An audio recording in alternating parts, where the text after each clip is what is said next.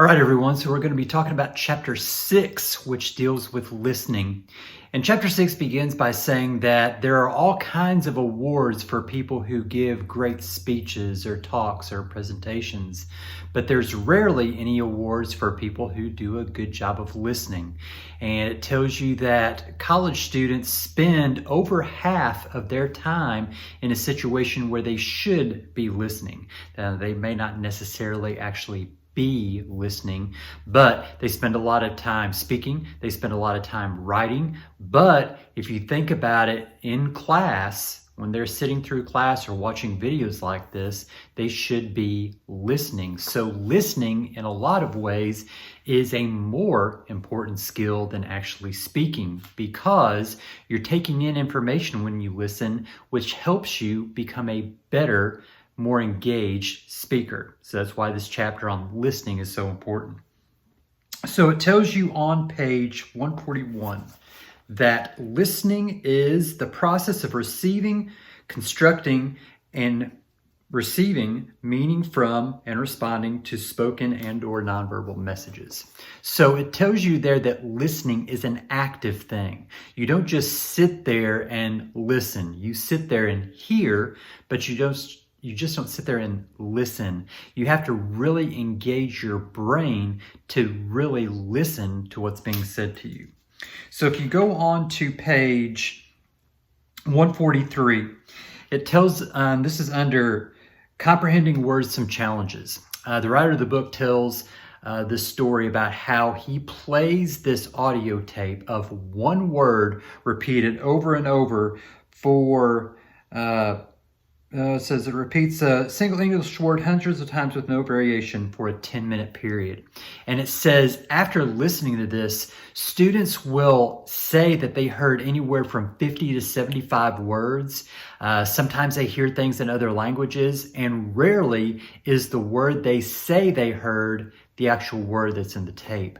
So that shows you that there are so many things that really are involved with us listening or not listening. It talks about retaining information or memory. Now, I, in particular, have a real terrible memory. One thing I really struggle with is faces and names. I have a really rough time remembering names. I'll see someone and be like, I know that person. What's their name? And it just escapes me. So it says that a lot of times with listening and retaining information, we have to be actively engaged in it, because it basically says if you were to go to a lecture in a class and hear what the instructor had to say, if you don't do something to help you retain it, whether that's taking notes or recording it or whatever else, you're going to forget it the next day. But then the other extreme that it talks about on page 145 is the story of this woman who remembered everything, and they did all these tests on her memory. They'd pick these random days and say, where were you on this day and what were you doing? And she could remember it, and it's weird. But she said, while most people would think that'd be awesome, she said that's actually torturous, because she remembers everything. The most painful moments of her life, she can't shut out of her brain, and she has all these flashbacks going constantly through her brain, and she says it's pretty much torturous. So that talks about on page 146, competent informational listening, and basically talks about some things that hinder us from listening and retaining information. One of them is information overload. So sometimes we just have too much information going on. I know if you look at my desk at work during the week, you'll see all of these sticky notes all over the place, because if I don't write something down, whether that's some information or whether that's something that I have to do, it's gone. I'm going to forget it, and then the week will go by and I'll say, oh my gosh, I forgot to do that. The other thing it talks about is conversational narcissism. And this is on page 147. It says it's a tendency of listeners to turn the topics of ordinary conversations to themselves. So it's like if someone comes to you and they tell you about a problem they're having, you automatically say, oh, I had that same problem. Let me tell you about it. Or if someone talks about the type of music they like, you say, well, I like this type of music. Let me tell you all about it. So we listen to other people, and what we hear is just a springboard for us to talk about ourselves. Hopefully you've never been around somebody like that. Next thing you have is competitive interrupting. You ever been around someone when it seems like that they're just waiting for you to stop talking so they can tell you their opinion, or they wait till you take a breath during talking and they jump right in and don't let you finish? That's competitive interrupting. Glazing over and pseudo-listening. So glazing over and pseudo-listening are very similar. Glazing over is when someone's just not listening at all. You're so boring, I guess, with what it is you're saying that they just kind of drift off. Now, closely related to that is pseudo-listening. I've done this quite a bit when I'm pretending like I'm listening. I'll nod and I'll say, yes, right, I agree. I'm not really listening, but I know I don't want to hurt this person's feelings to make them think that I'm not listening, so I pseudo-listen. I nod and I'm thinking, I wish you would shut up. This is boring. We've all been there and done that. They talk about biased listening, when we ambush a speaker when we're listening for weaknesses. So a lot of times when you're in an argument with someone, maybe that's your parent, maybe it's your significant other, maybe it's a friend, and you're trying so bad to win the argument that all you're doing is listening for one of their weaknesses so you can jump on it, not really hear everything they have to say, just hear something that you can disagree with so you can quote unquote win the argument.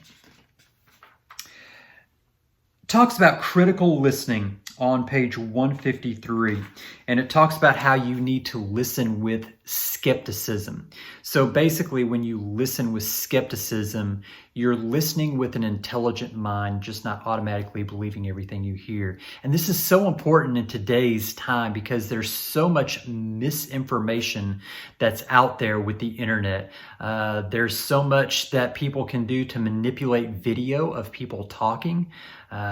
People can put a fake face on someone else. It's weird. Deep fakes. I don't know if you all ever seen that. That's disturbing that can happen in today's time. But we really have to listen to everything with a little bit of skepticism, so we just won't believe everything we hear. And it talks about the difference between the extremes. Now, you can be a true believer where everything you hear, you believe is true. You get all your news from Facebook or wherever else. But then on the other hand, cynicism, well, you don't believe anything. You kind of need to find that happy medium with skepticism and listen closely. One thing that it talks about on page 155 is the confirmation bias. In today's time, the confirmation bias is really strong. Confirmation bias is when you're only listening for opinions that agree with you. That way you hear an opinion that agrees with you and you're like, well, there, see, I'm right. It says it on the internet, I'm right.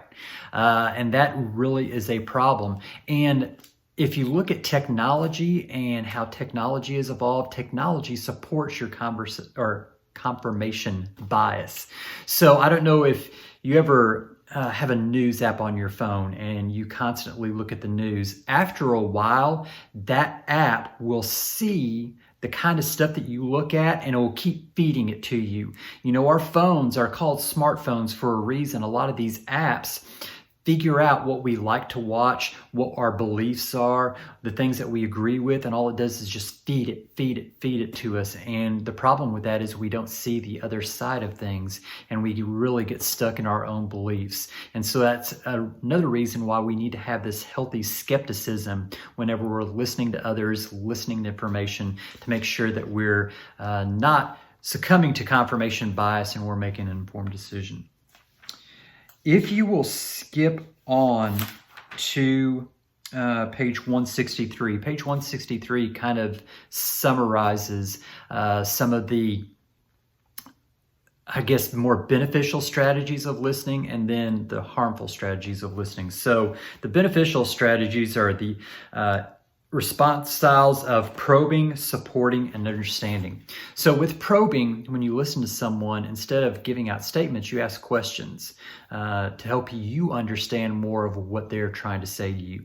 You're empathetic. You listen for their emotions and you try to support them as you're hearing the emotion in what they have to say. You know, I read one time where one of the best listeners ever, whether you like him or not, it was Bill Clinton, because Bill Clinton Everyone says whenever they talk to Bill Clinton that he had this way about him where they felt listened to, that he stopped what he was doing. He asked questions. He was very empathetic, and people felt very comfortable around him because of the way that he listened.